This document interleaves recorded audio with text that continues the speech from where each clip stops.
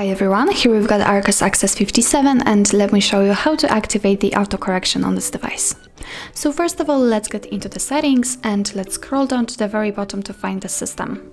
Now let's tap on languages and input, and here we've got the virtual keyboard, so let's tap. Now we are using the Gboard, so we have to tap on it again and choose the text correction. Let's scroll down and here we've got the autocorrection option. Now it is turned off.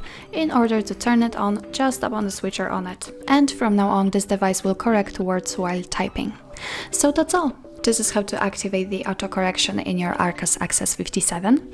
Thank you so much for watching. I hope that this video was helpful, and if it was, please hit the subscribe button and leave the thumbs up.